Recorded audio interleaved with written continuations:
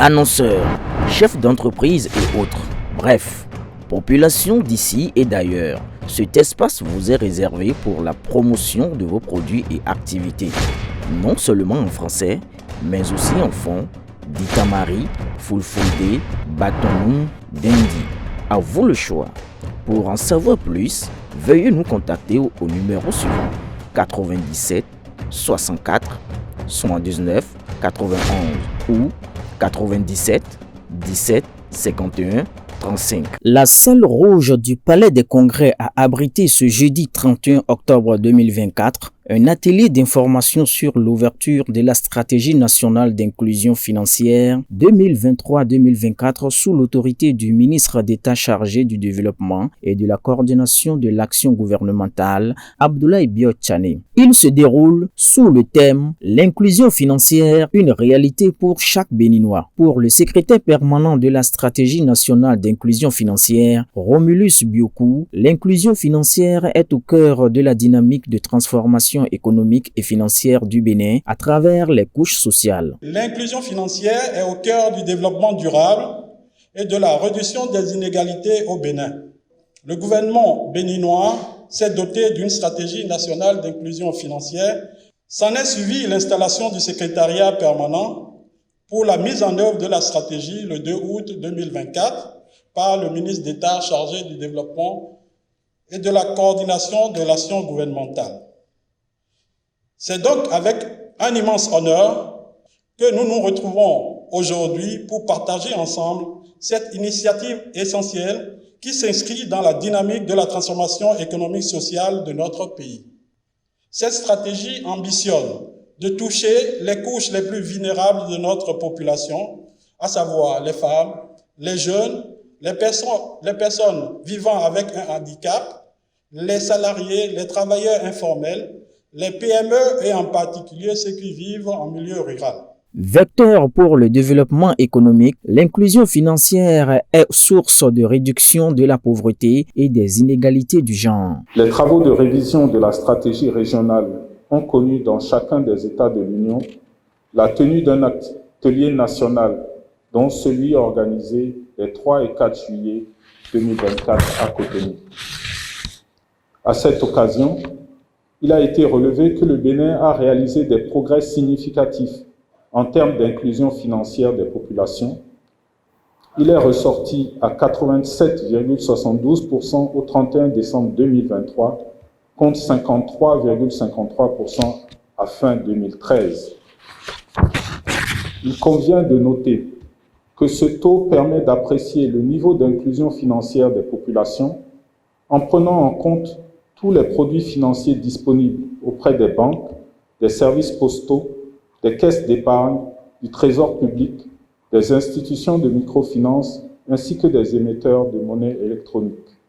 Et le taux de bancarisation élargi, qui a gagné 24 points de pourcentage sur la même période, a atteint 86,90% en 2023. À cet égard, la BCEAO se réjouit des mesures prises par l'État béninois pour offrir aux différents acteurs impliqués un cadre approprié pour une plus grande efficacité et une cohérence de leurs initiatives en matière d'inclusion financière.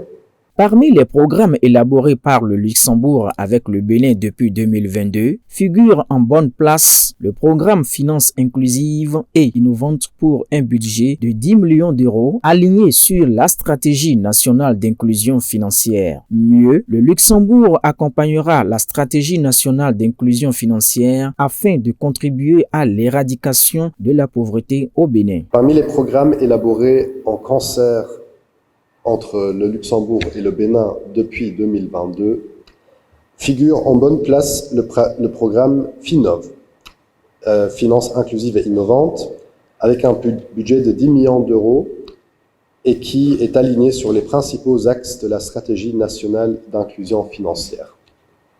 De manière spécifique, le Luxembourg accompagnera le secrétariat permanent principalement dans l'élaboration et la mise en œuvre d'un programme national d'éducation financière. À travers ces différents appuis, nous espérons que l'objectif global du programme FINOV sera atteint, à savoir, et je cite, « contribuer à la réduction de la pauvreté des populations du Bénin et de manière spécifique, d'améliorer l'accès et l'utilisation des produits et services financiers abordables et adaptés aux besoins des populations adultes dans un environnement sécurisé.